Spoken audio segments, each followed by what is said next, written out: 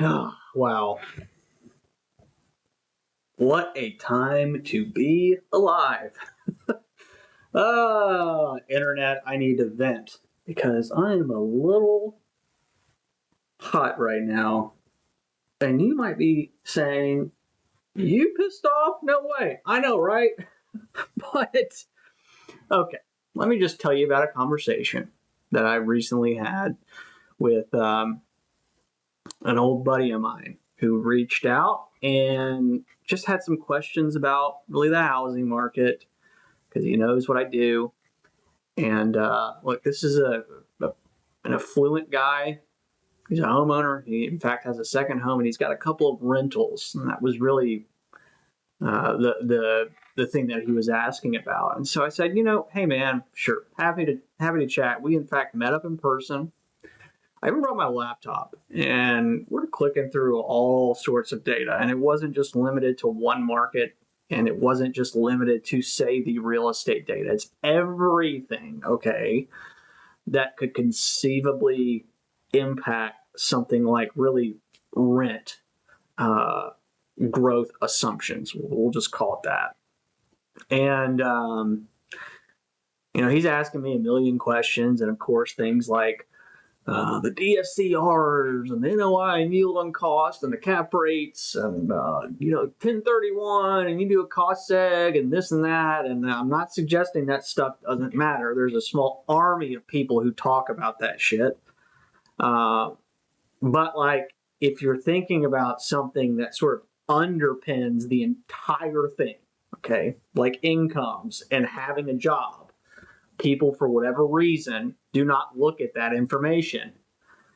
And look, we're going through all this information. I mean, literally just clicking through a bunch of the shit. And seems to be getting it. But by the end of the conversation, and he literally said to me, man, I don't know if your math checks out. Wow. Okay. You do have to factor in that with somebody like this who is not looking at this information routinely, and in fact, a lot of it's new to him, that it's a lot of information. Borderline with somebody like that, it could be information overload, but he is on paper like a sharp guy. And to be clear, like in his world, he is an expert in something niche, and it's not really real estate. Okay. Right. It's impossible to know everything about everything.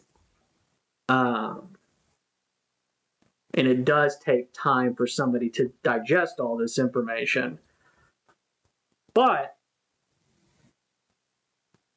to have that sort of response after I've spent my free time with this guy, I'm not charging him at all, to say something like that,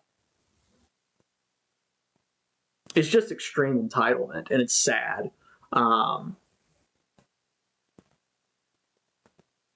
This issue, for whatever reason, real estate people cannot look at objectively, and I know why.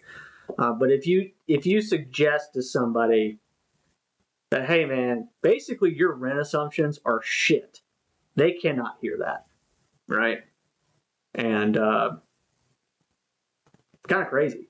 And by the way, I'm not suggesting, right, that I have the special sauce or some magical insight, all right? What I am saying is that real estate is not rocket science, and it's a matter of being comprehensive and thorough. And to suggest that you cannot do some sort of proper scaled analysis across these markets is insane. And that is the only way you should be doing it, quite frankly. You need to look at as many data points as you possibly can. People don't want to hear that something can be, we'll call it like complicated, and you do need to pay attention to these details. But that's where you're going to hit pay dirt, right? I mean, that's true of anything really in life. Once you do look at all the information, you're going to realize, oh, well, it's really not. You're going to see patterns across these markets. Well, incomes just don't look great. right? They just have not kept up with the price of housing, whether that's renting or owning.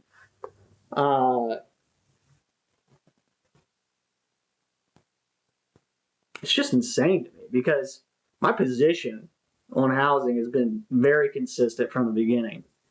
So, let me just leave you with this.